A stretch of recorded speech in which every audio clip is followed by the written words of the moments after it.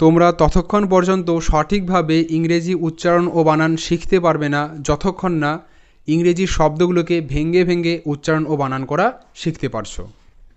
তো একবার যদি ট্রিক্স অ্যান্ড রুলস অনুযায়ী ইংরেজি শব্দগুলোকে ভেঙে ভেঙে উচ্চারণ ও বানান করা শিখতে পারো, দেন হাজার হাজার শব্দের কিন্তু সঠিক উচ্চারণ ও বানান তোমরা করতে পারবে। তো লাস্ট ভিডিওর মতো আজকেও আমরা সেভাবে শিখবো, ট্রিক্স শিখবো, বিভিন্ন রকম সাউন্ড, কখন কোন ধরনের সাউন্ড হচ্ছে ভাওয়েলের সেই বিষয়গুলো জানবো। সো প্রথম শব্দ যেমন কি একটা নেওয়া হয়েছে, খুবই সহজ একটা শব্দ, প্রথম দিকে সহজে শব্দই নেওয়া হয়। তো শব্দটি HUNTER। তো এখানে ফার্স্ট আমরা ভেঙে নেব, ঠিক আছে, ভেঙে নেই শব্দটিকে।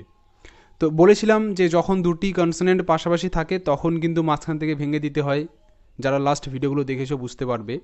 তো যারা নতুন আছো কোনো ব্যাপার নয়, ভিডিওটা দেখো, অবশ্যই বুঝতে পারবে।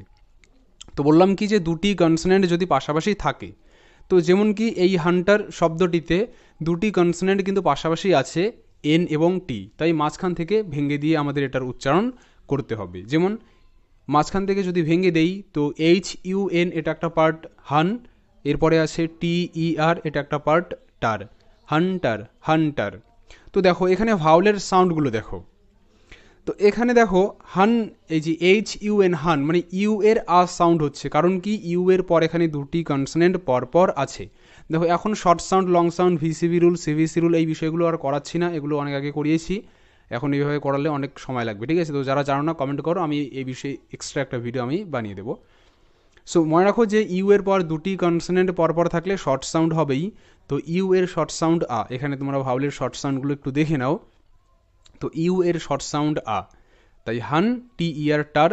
এবার এখানে একটা বিষয় যে ই এর পর যখন আর থাকে তখন ই সেখানে আ হিসেবে উচ্চারিত হয়। যেমন হান্টার শব্দের মতো এই সিস্টার, আফটার এই শব্দগুলোতে কিন্তু লাস্ট আর অর্থাৎ ই কিন্তু আ হিসেবে উচ্চারিত, কারণ ই এর পর আর লেটারটি আছে। নেক্সট আমরা শব্দ দেখব সাডেনলি, ঠিক আছে। এই শব্দটার উচ্চারণ যদি আমি করি তাহলে এটার উচ্চারণটা এভাবে আমি করব, সাডেনলি, সাডেনলি, ওকে। সো এখানে কিন্তু বুঝতে হবে এখানে দুটি কনসোনেন্ট পরপর আছে, বাট এখানে কিন্তু ভেঙে দেওয়া যাবে না। প্রথম দুটো কনসোনেন্ট যে ডি রয়েছে, দুটো ডি, দুটি তো কনসোনেন্ট, কিন্তু এখানে মাঝখান থেকে ব্রেক করা যাবে না। যখন দেখবে একই কনসোনেন্ট পাশাপাশি আছে তাহলে কিন্তু সেখানে মাঝখান থেকে ভেঙে দেবে না, জাস্ট আগে যে ভাওয়েলটি আছে সেই ভাওয়েল থেকে আগের পার্টে রাখবে। বিষয়গুলো ধীরে ধীরে ক্লিয়ার হয়েই যাবে, তোমরা জাস্ট কন্টিনিউ করো ভিডিওটা। তো দেখো এখানে কিন্তু SU সা নেওয়া হয়েছে, ঠিক আছে, এখানে কিন্তু একটা ডিকে নেওয়া হয়নি, কারণ কি দুটো ডি মানেই একটাই উচ্চারণ ড, দুটো ডি নিয়ে একটা সাউন্ড ক্রিয়েট করছে, তাই কিন্তু SU সা। DDEN এটা একটা পার্ট আমরা করতে পারি যার উচ্চারণটা হবে ডেন, সা ডেন। এরপরে LY লি, কারণ কি এখানে দেখো এন এবং এল কিন্তু দুটো কনসোনেন্ট পাশাপাশি আছে এবং দুটো কনসোনেন্ট আলাদা আলাদা, তাই কিন্তু মাঝখান থেকে আমরা এটাকে ব্রেক অর্থাৎ ভেঙে দিতে পারি। তো সা ডেন লি, ওকে। নেক্সট শব্দটা দেখো, খুবই সহজ একটা শব্দ।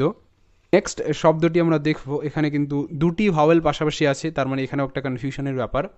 তো এটাকে আমরা কিভাবে ভেঙে ভেঙে উচ্চারণ করব, দেখো আমি জাস্ট করিয়ে দিই একবার। এটার উচ্চারণটা যদি আমি ভেঙে নিয়ে করি তাহলে হবে ফুলিশলি, ফুলিশলি, ওকে। সো এখানে যেভাবে আমাদের ভাঙতে হবে, তো দুটি কনসোনেন্ট পরপর থাকলে মাঝখান থেকে ভেঙে দিতে হয়, কিন্তু ভাওয়েলের ক্ষেত্রে এমনটা হবে না, দুটোকেই একসাথে রাখতে হবে, কারণ ভাওয়েলগুলো পেয়ার সাউন্ড ক্রিয়েট করে। এখানে যেমন ডাবল ও রস্যউ অর্থাৎ রস্যউকার হিসেবে উচ্চারিত, রস্যউ, ওকে। সো এই রিলেটেড অনেক শব্দ তোমাদের আমি দেখিয়ে দেবো, আগে এই শব্দটা দেখো। তো এখানে রস্যউকার হিসেবে উচ্চারিত হবে ও।